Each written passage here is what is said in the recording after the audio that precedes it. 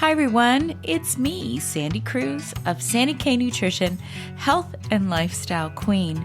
For years now, I've been bringing to you conversations about wellness from experts from all over the world. Whether it be suggestions in how you can age better, biohacking, alternative wellness, these are conversations to help you live your best life. I want to live a long, healthy, and vibrant life. Never mind all those stigmas that as we reach midlife and beyond, we're just going to shrivel up and die with some horrible disease. Always remember, balanced living works. I really look forward to this season. Hi, everyone. Welcome to Sandy K Nutrition, Health and Lifestyle Queen. Today, I have a very special episode, and I recorded with John Haggerty of GoingWell.org. And these young gentlemen have created an organization to help others who have a cancer diagnosis. So I'll tell you the story. I don't know exactly how they found out who I am or what my background was or anything like that, but they got in touch with me. And this is where I'm a big believer that you've got to give back. So this young man, I think he was quite young. He had a very, very difficult cancer diagnosis. He was like 20 something. You're going to hear the story. I would love for you to listen to this entire podcast recording. Definitely share it because these young men are doing such good things. And they've created an organization called GoingWell.org. I want you to listen. I'm not going to talk much about it here because I'd love for you to listen to the entire podcast. But I think it's a good time for me to talk about my why and how things began. So this is actually going to be a little bit of a longer preamble. My daughter at the age of 5 was diagnosed with a soft tissue sarcoma. So what it was one night, and I still remember exactly when it was the end of July. I even have the date. I was giving her tickles under the arm. How do you still get emotional? So this was back in 2010. And I felt something under her arm. And I'm like, oh, that's really weird. Like, what is that? And I took her to the doctor that following Monday. And the doctor said, that is an odd little bump. Maybe we should check it out. They did an ultrasound pretty quickly. Now, remember, it's in the soft tissue. But what was really, really weird, and I remembered that her oncologist explained this to us, and I didn't know this, but when a tumor is malignant, when you stretch the area, it's like it has arms and legs that are hanging on. So it's not movable under the skin. So she would lift her arm up and it was like everything tightened and the mass, which was probably about, I don't know, probably about 2.5 centimeters, like an inch, not even. It didn't move under the skin and it was kind of blue. And immediately I thought, okay, that's weird. It's blue. And if you put logic in with this, you would say, okay, blue must mean there's blood supply. And that's the big thing with malignancies, is that there is a blood supply. The process with my daughter was very tedious. Nobody wanted to do a biopsy on a 5-year-old child. And we were actually, and I will tell you that since then I had left, after that, I should say, I left our family physician. Not only did he not advocate for her, but he also didn't advocate for me as I was diagnosed with thyroid cancer 1 year after. And when I say advocate, it's more of just not being there. I think that general physicians should be your best health advocate. You can't expect them to know everything, but if they don't advocate for your best health, then I say move on. So what happened was she was referred to McMaster Children's Hospital in Hamilton, and it was a 6-month wait just for an initial consultation. This is going back in 2010. And I called the assistant, asked to be put on a waiting list, little tip there. And she said, sure, she can put on a waiting list. And I said, is there any way to rush this? And she said, no, not unless your general physician indicates that this is a sense of emergency. So he wouldn't advocate for my 5-year-old child because his ego said it was nothing. We happen to have a good friend from childhood, my husband's friend, who's a general surgeon. He said he would do a biopsy on her, which he did almost immediately, got her in right away, did the biopsy. It was sent away and it came back inconclusive initially. And then we had to wait longer and it came back as plexiform fibrohistiocytic tumor, an intermediate malignancy tumor. That's very common in younger kids or youth, teens, young adults. It is classified as a soft tissue sarcoma. Now, I'm not going to keep going on, but we were transferred to Toronto's Sick Children's Hospital, and she was watched over very carefully there. And she was there from the age of 5 until she turned 18 and became an adult and was released finally. I mean, the first 5 years were, first she had 2 surgeries. The initial biopsy, she had a second surgery to ensure clear margins. Our oncologist, or her oncologist / surgeon, was an expert, if anyone could be an expert in this type of a rare tumor, in this type of tumor.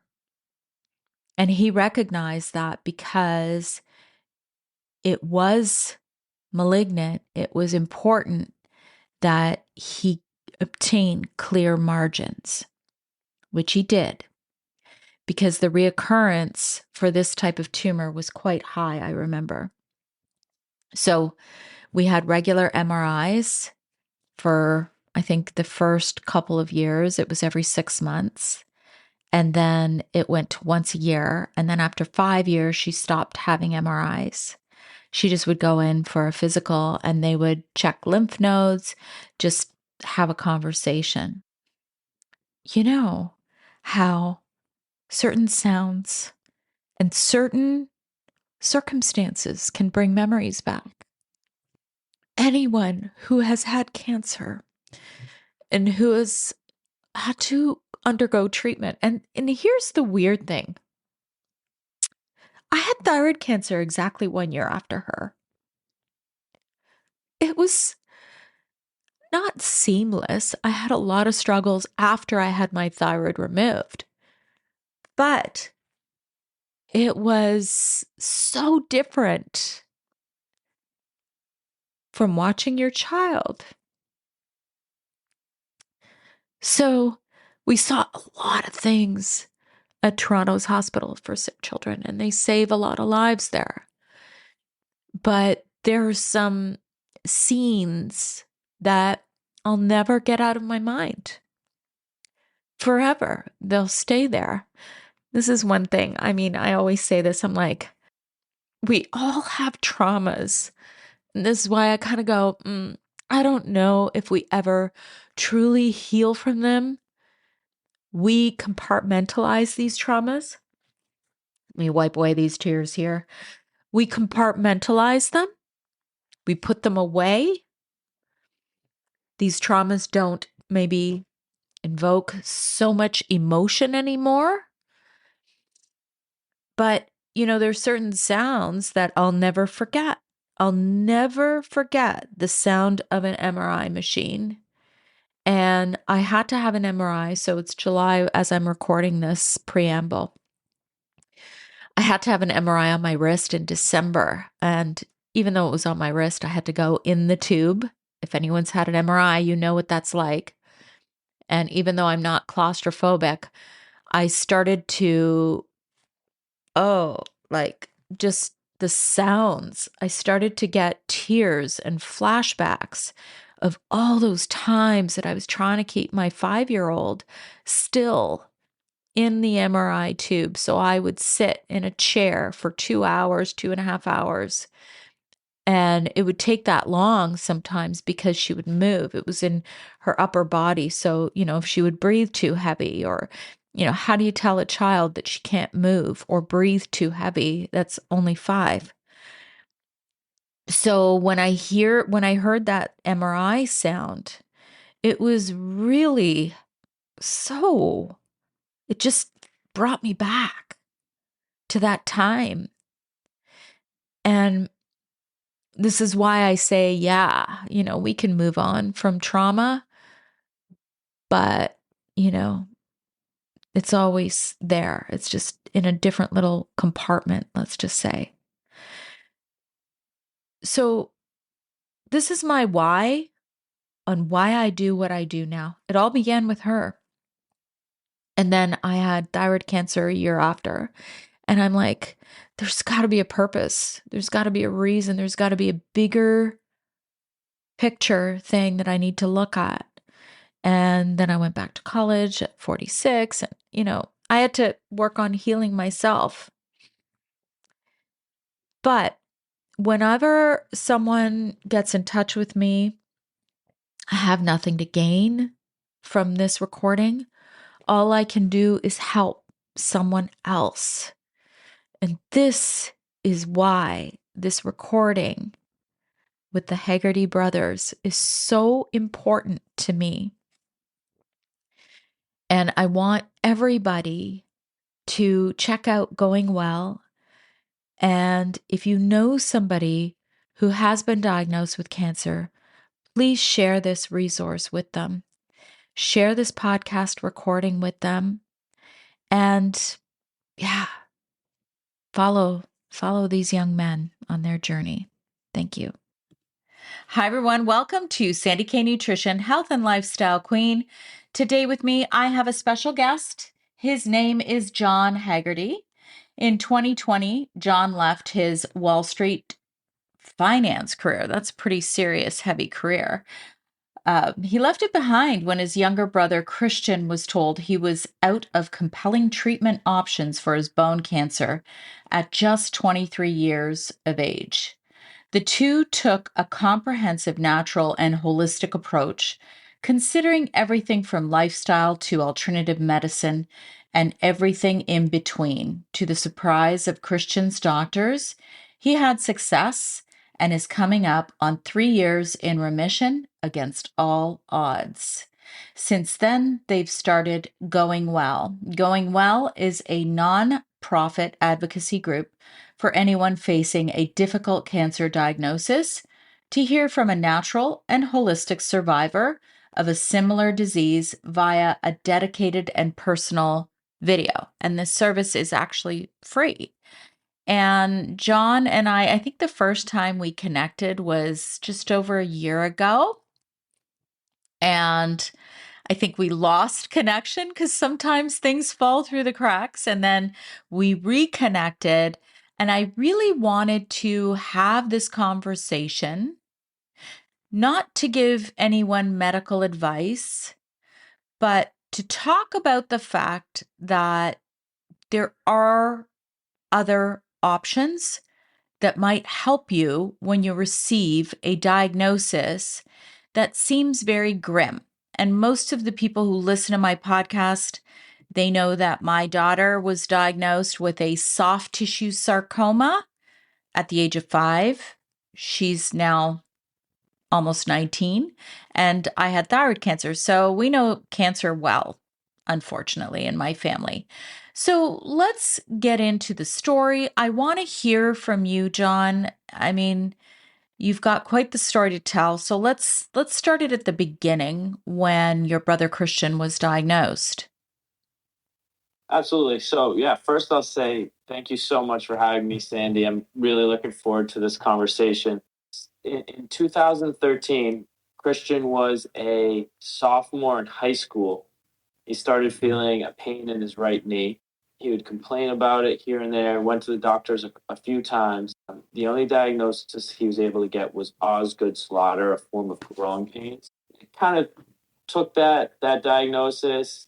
Didn't really make a whole lot of sense to him. Felt like it had to be because it was only in his right knee. Fast forward a few months, the pain just keeps getting worse and worse. He was active in football, basketball, baseball, and he just couldn't really function. My dad ends up taking Christian to the emergency room. They get a set of X-rays, and unfortunately, no one actually looked at those X-rays at that time. He goes in, they say, take some Advil, ice it. A few months after that, so this is now the third time they go back to the emergency room. They found the X-rays that they had taken previously, and they said, "Oh, you need to get to Boston Children's Hospital. This looks like bone cancer." So this was in 2013, sophomore in high school. Christian ends up taking a conventional route. He goes, does all the major chemotherapy protocols. He has several surgeries on both his lungs. So the cancer had actually metastasized from his knee to both of his lungs, which made his chance of long-term survival go from pretty likely to pretty unlikely. They said less than 15% at diagnosis. So he ends up going through over a year of conventional therapy, reaches remission, has several surgeries on his right leg, has a cadaver bone placed. He ends up breaking that. He's got steel in there at one point. He's got styrofoam at another point. So he's probably had over 10 major surgeries between his lungs and his right leg. But he's able to reach remission, and he ended up staying there for 5 years until 2020, when the pandemic had brought both of us together. I was working in finance at the time, and Christian got that dreaded call from his oncologist that, "Hey, Christian, on your 6-month scans, we noticed 2 small nodules in your lungs. Your osteosarcoma is back." And when osteosarcoma comes back, it tends to be much more aggressive. Chemotherapy tends to be much less effective. And we understand if you don't want to do anything, we recommend more chemotherapy. It was actually the same drugs he had taken previously back in 2013. And at this point, I was, like I said, working in finance, living with Christian during the pandemic. And I thought to myself, this just doesn't make sense. Why would we do more of the same drugs that he's already taken when his doctors are admitting to us that it's not going to work? They said, when we really pushed them on it, they said, your chances, be glad that you graduated college. Oh, Really heartbreaking things to hear. My mom was an absolute mess, and our whole family was completely devastated. But something, there was a little bit of a spark in me. I felt the level of inspiration that, I now had a new challenge that I could work on personally, and that was finding solutions for Christian's bone cancer. So we ended up researching as much as we could, talking to hundreds of patients and natural and alternative practitioners. We asked ourselves the question, what would they do in other countries? We found things like mistletoe therapy, which was standard of care in Germany. And we really took an unconventional approach. We wanted to think differently because we knew that thinking the same way would get the same results, which they were pretty much predicting were pretty awful. So, to make a long story short, we really got into it. We implemented over 50 different natural and alternative healing methods. Some of them with great success. Some of them, we're not sure how much really benefited them. they all came with no downside. And so, we really took a different approach of, instead of trying to cure this thing, how do we put Christian's body in as anti-cancer of a state as possible? And it was, of course, a trying journey. Every 3 month scan was filled with anxiety, fear, just not knowing what was coming next.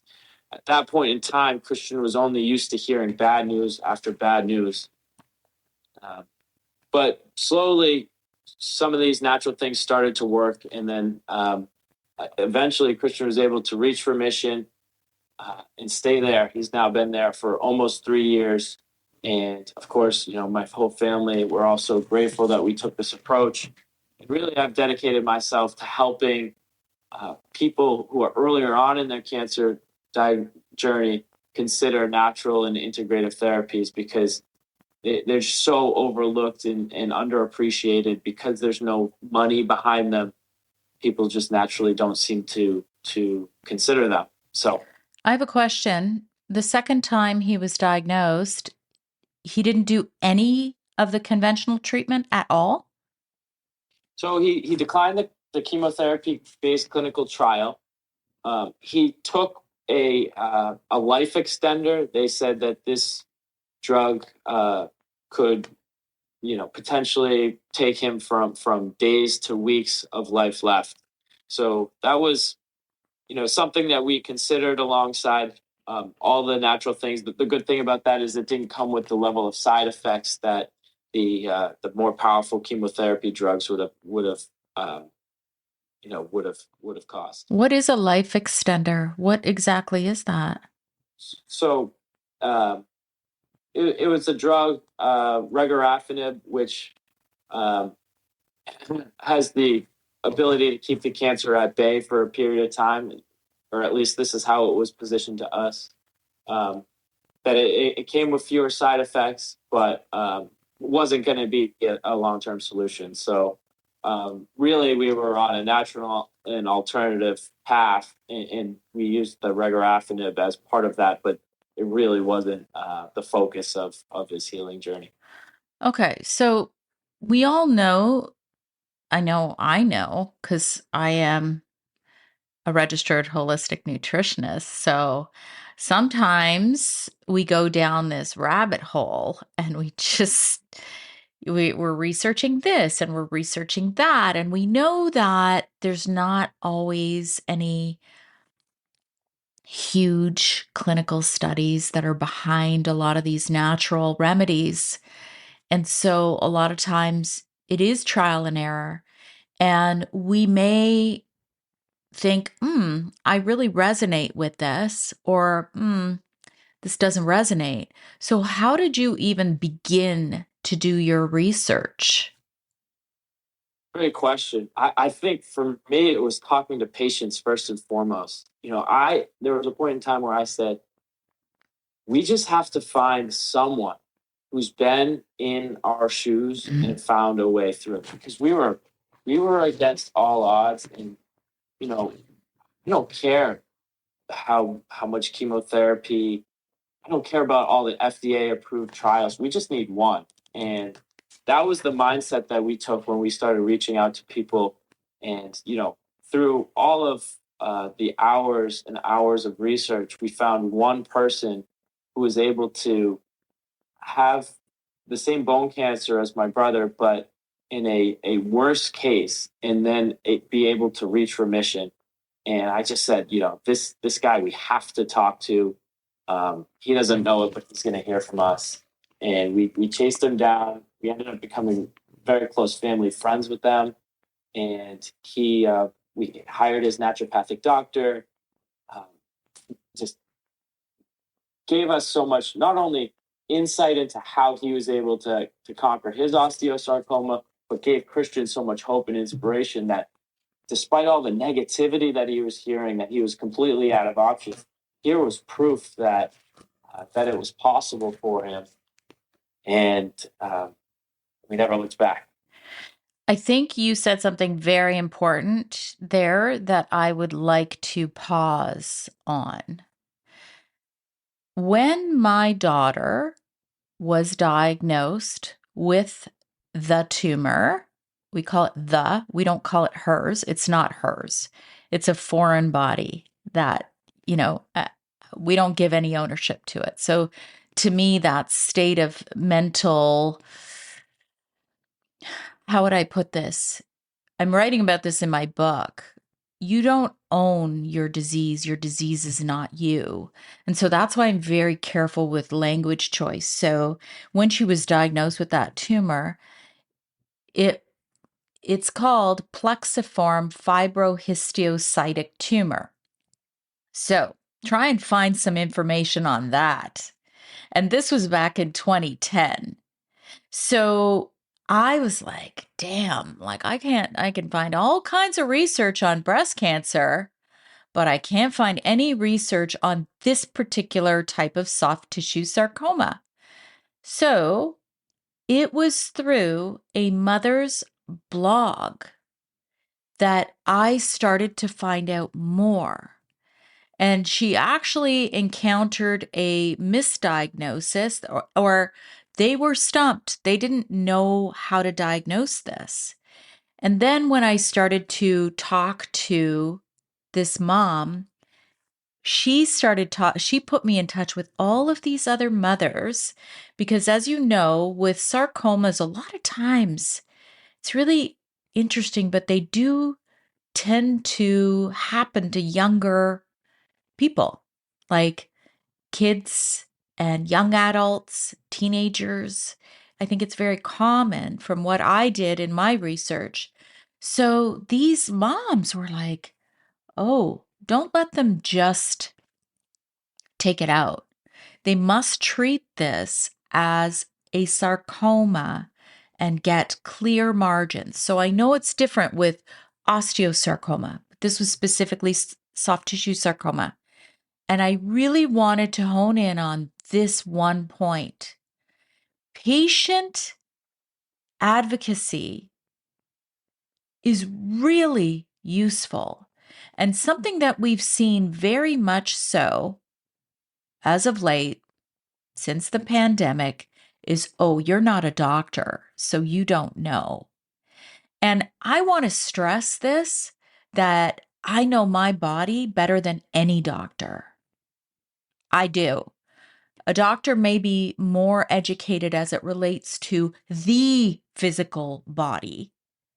So I really wanted to just kind of touch more on this point, because when you are in a situation where doctors are telling you there's not much we can do here, there's nothing new we can do here, speaking with somebody who has had success, I don't care if they have the MD behind their name, is going to be invaluable. So I'm going to just say you guys are brilliant for finding this other patient who could at least tell you their experience. So where did it go from there, John? Absolutely. And I just pick up on that and say, we had to realize that doctors know what they know incredibly well. Yes. So I would never be able to compete with the oncology team of my brothers in their field. Of course. Of course not. But nobody has figured out cancer. People, unfortunately, die from cancer every year, every day. And so nobody has a monopoly on truth. And so for us, it was, you have a perspective. I'm not going to make recommendations to the oncology team in the oncology world.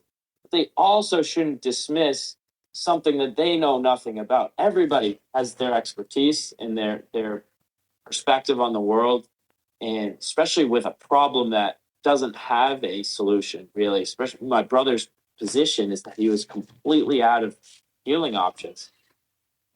So it made it challenging for us in that we started.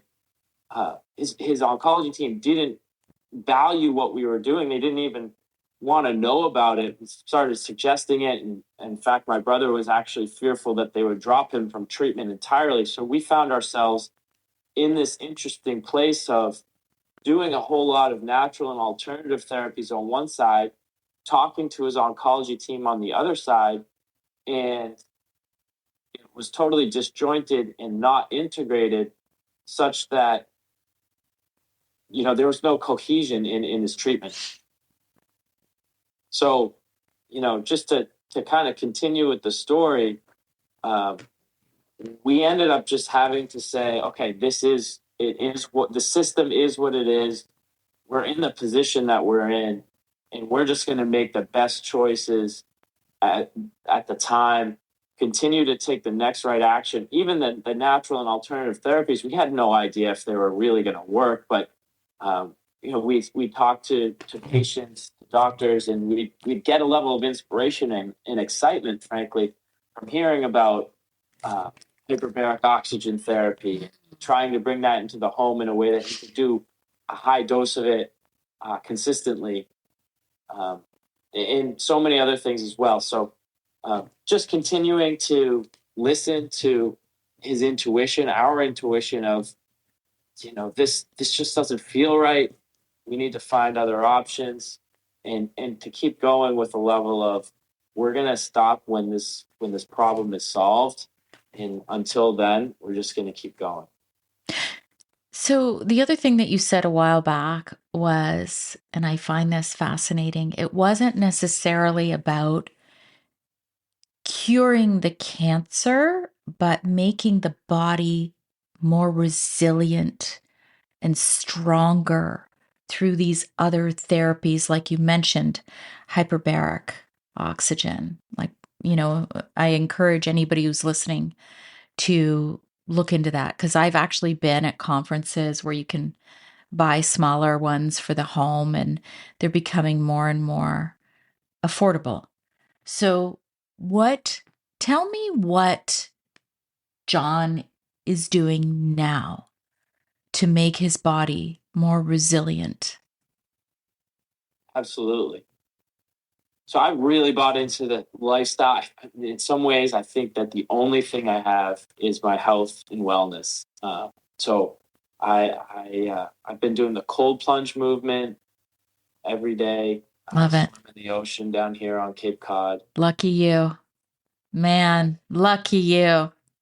It's it is nice to catch the sunrise in the ocean. There's almost nothing better in life. Yeah. So that's a big part of what I'm doing now. I try to eat healthy, more than anything, avoiding processed foods. I know you're the nutritionist among us, and I know everyone could always be better when it comes to eating healthy, but avoiding the processed stuff as a starting place, I think, is important for me. I've been meditating quite a bit, really just trying to find that connection to, trying to allow myself to relax and get into a sense of flow. And, working out and things that I've done sort of my entire life, but kind of have really leaned into them in the last couple of years now that my brother's been going through this journey. And one thing I also have been really excited about is sleeping grounded. I use a grounding sheets and a grounding pillowcase, which actually we started a brand of our own at northstargrounding.com.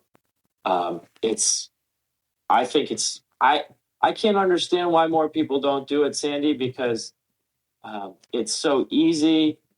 It's, a lot of these lifestyle things come with a lot of effort and a lot of, you know, willpower behind them. But to sleep grounded is something that is underappreciated and just easy to implement, and can reduce inflammation levels pretty rapidly. You'll notice a difference within the first week or two of doing it. So it's kind of a slam dunk therapy in my perspective. Mm-hmm. Now, what about Christian? I got to hear about some of the therapies he's tried for himself to keep him in remission. Absolutely. So I would say, first and foremost, we have a special place in our hearts for high dose vitamin C IV therapy. By the way, I'm just going to say, I have to interrupt. After my daughter was diagnosed and then I was diagnosed with thyroid cancer, my adrenal function completely crashed. And I started doing high dose IV vitamin C. I was actually doing a little bit more like with the Myers cocktail, but I really concur. I mean, there was nothing else to really help me gain adrenal function back because you probably know stress. Once you crash, it's hard to come back from that. So that's amazing. Yeah, absolutely. High dose vitamin C was such a gift for us. It was Christian found it at a time that he was kind of debating between doing this clinical trial in 2020 or not. And here it was, we found something natural, supportive that he ended up implementing for 5 weeks. Yeah. Told his oncology team, like, hey, I wanna take some time and think about this. And in those 5 weeks, he did the only thing he did was high dose vitamin C. What dose? So he did 50 grams, and since then he's actually upped it all the way up to 100 grams. Wow. He's been able to do, yeah, it's sort of the most we've ever heard anybody do.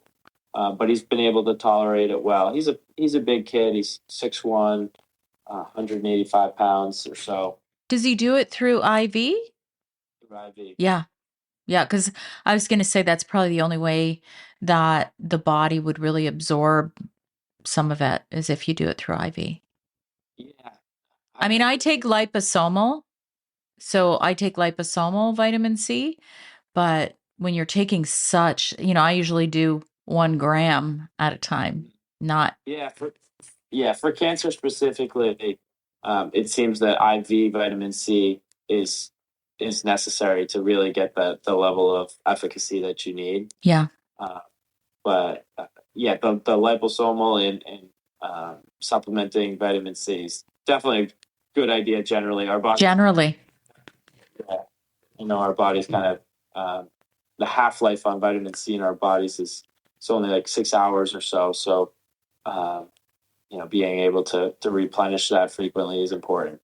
You know what? I couldn't agree more. And if I can, I try and hit 3 grams a day split because supplements are my jam. Like I know supplements, therapeutic grade.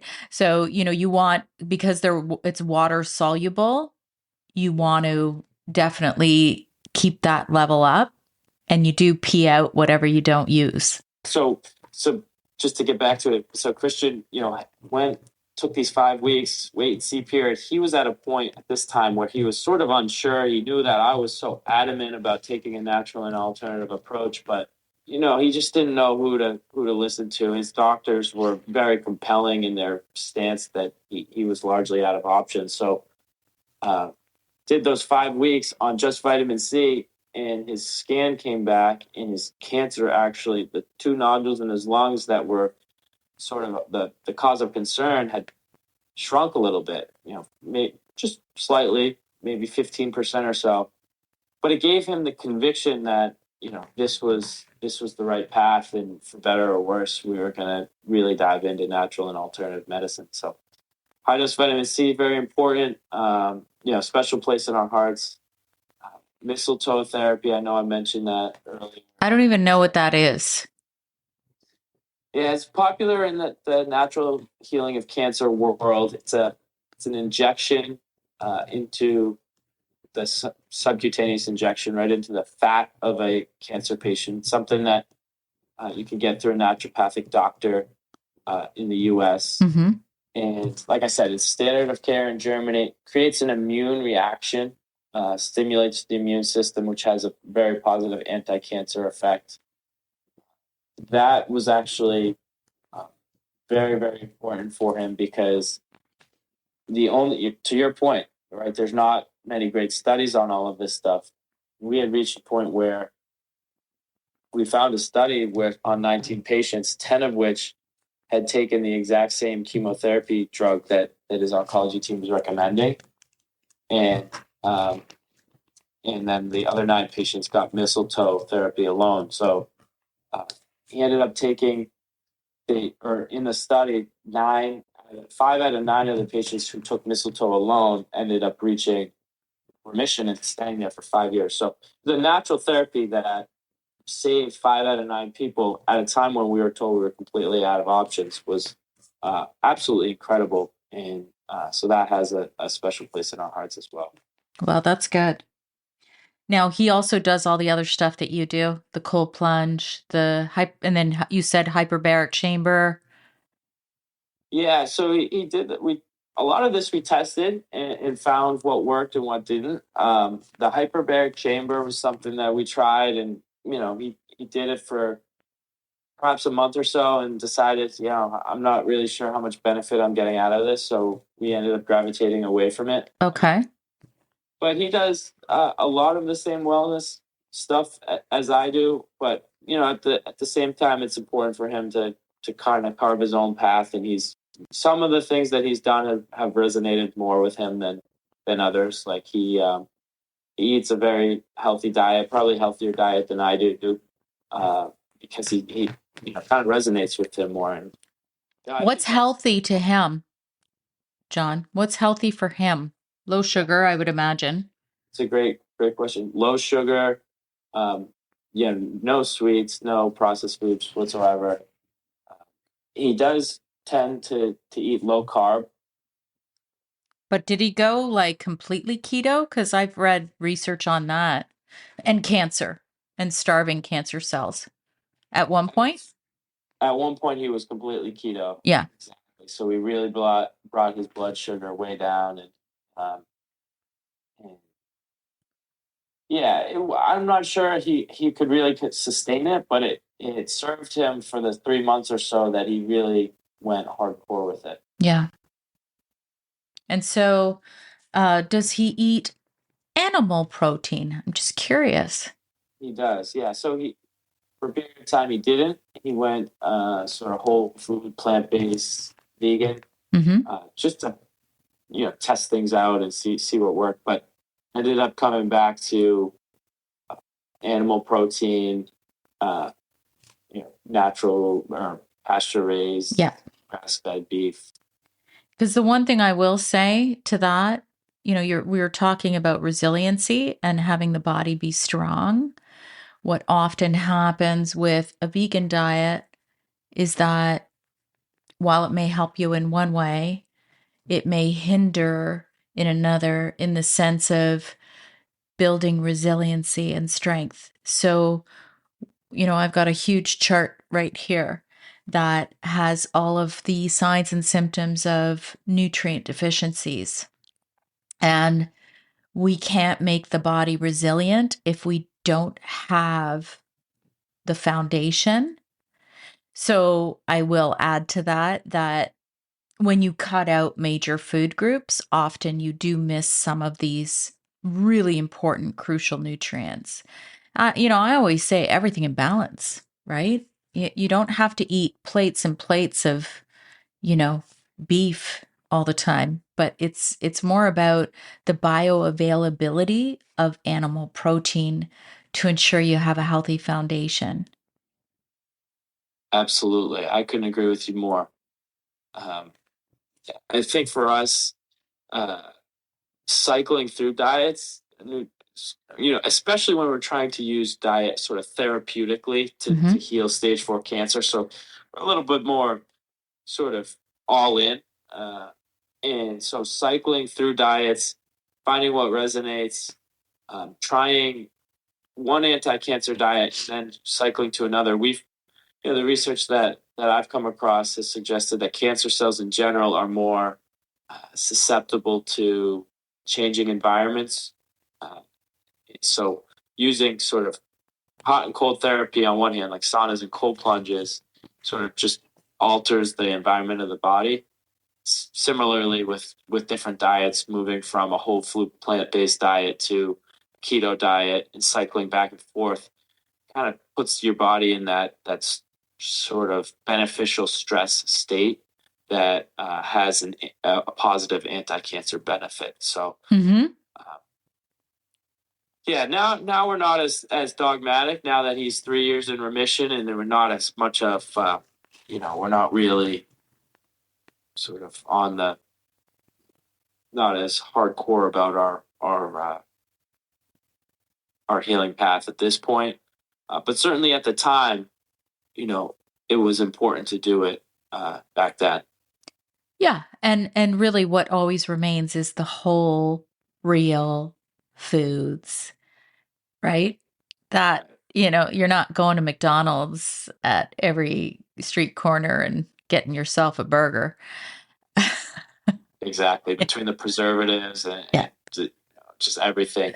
If that's all that people did, they'd be in the top 3 percentile of healthy eaters, just by sticking to foods that come from the earth.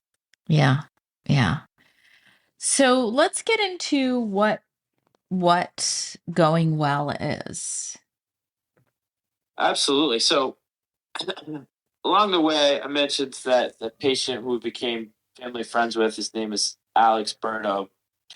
And what I realized is that there's nothing more valuable than finding that one person who you really resonate closely with, potentially have the same disease as you, took a certain approach that worked for them.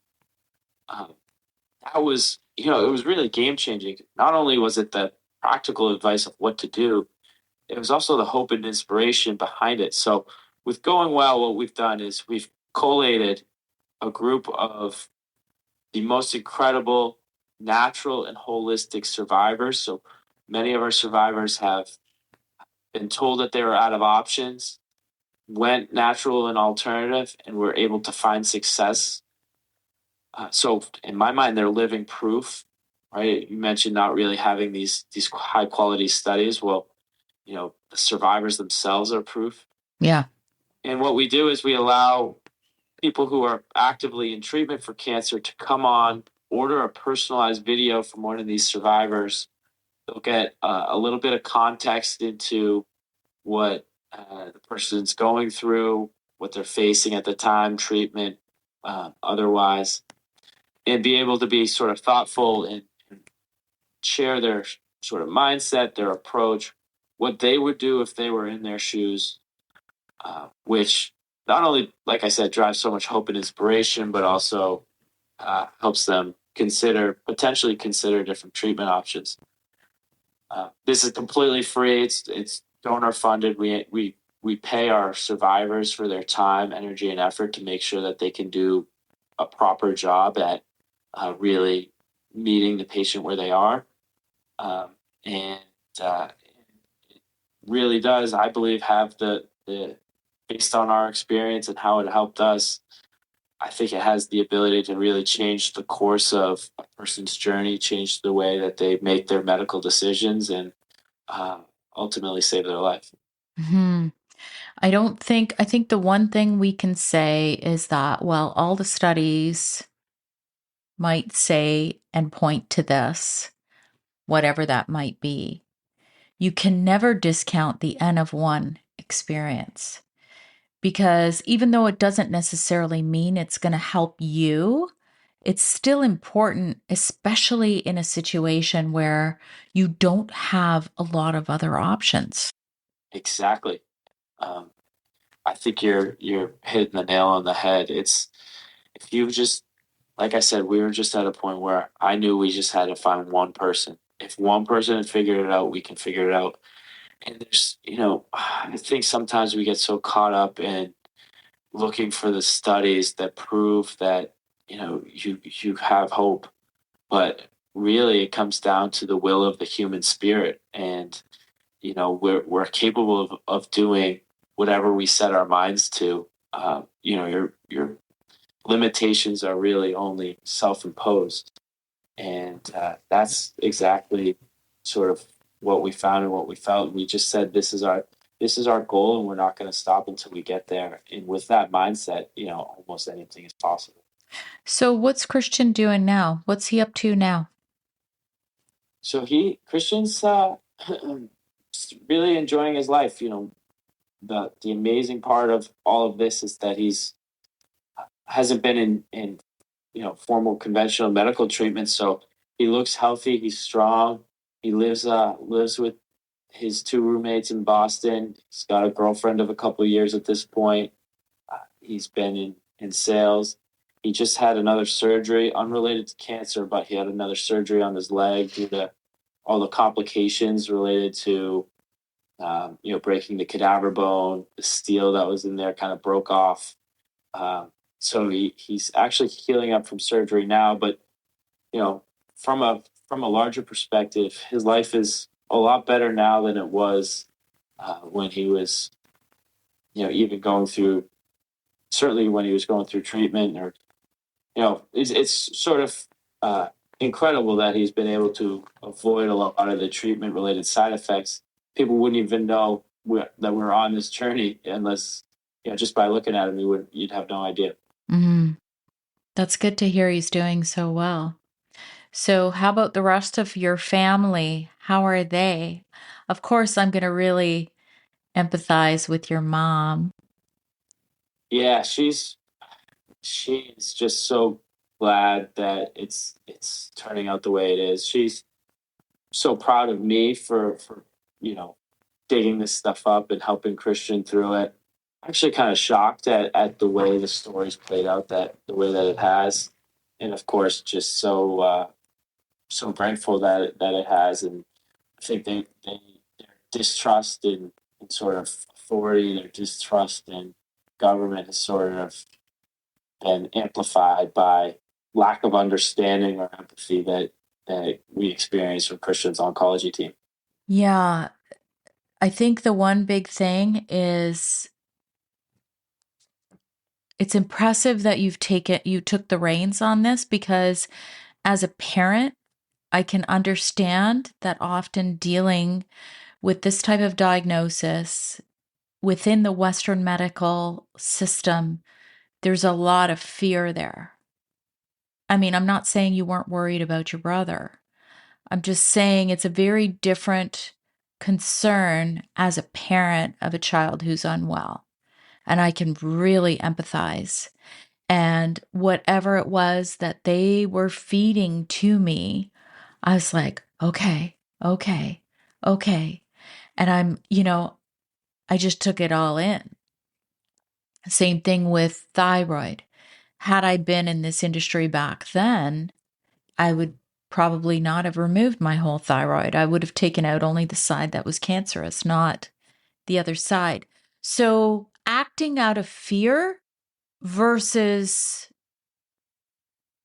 really using your intuition to guide you is probably not great, but it's hard for a parent to not act out of fear. So as a brother stepping in and doing all the research, I'd say that's pretty commendable.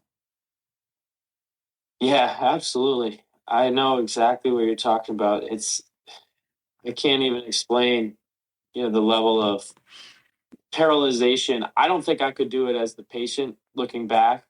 To have it be me, it's just sort of would probably be too overwhelming.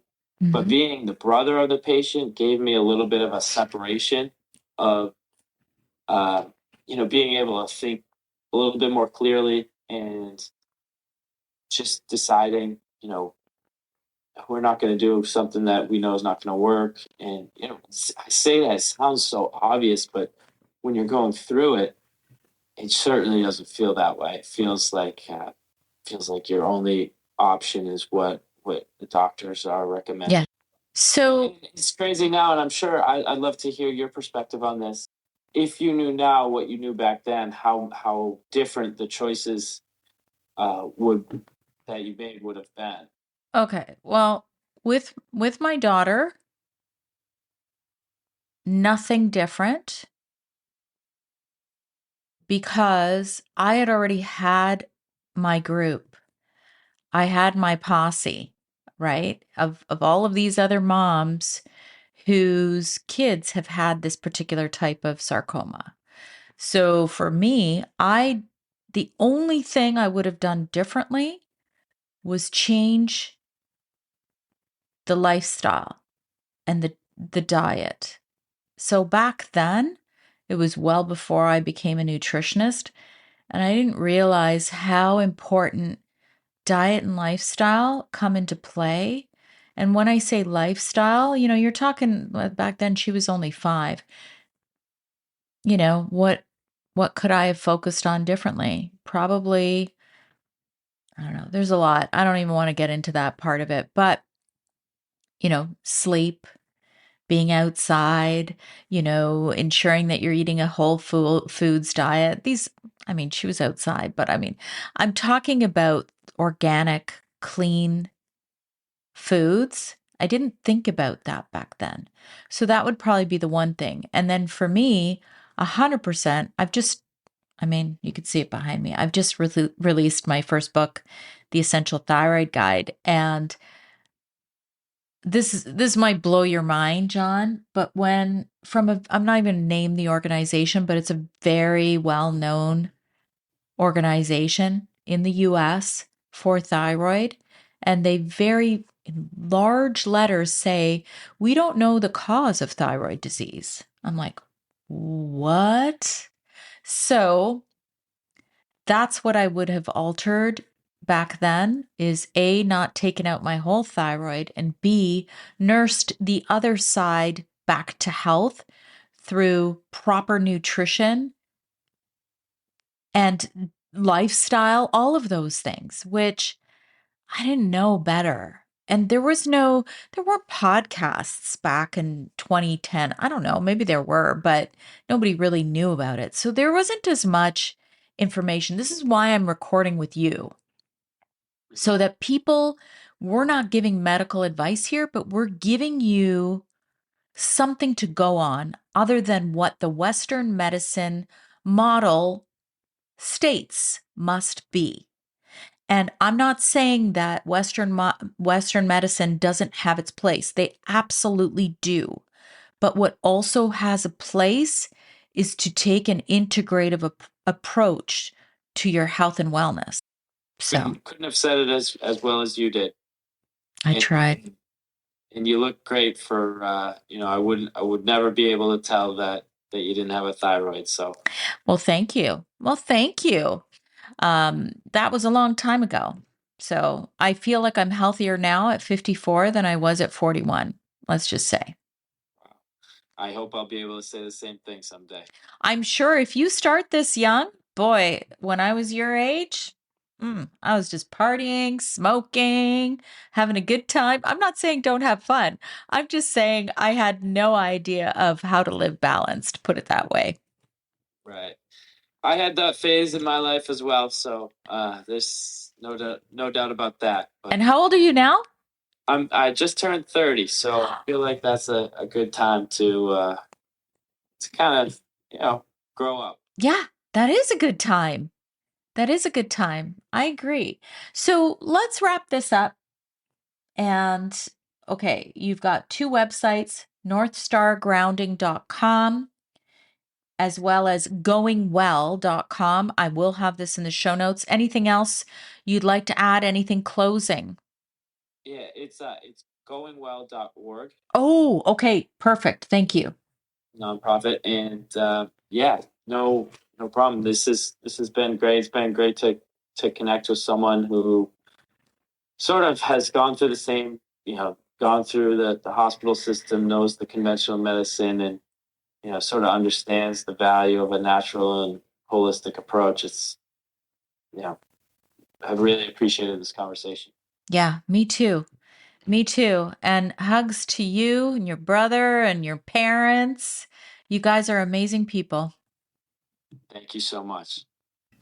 Just a quick note to ask you to please share this podcast with anyone who you know might benefit. This helps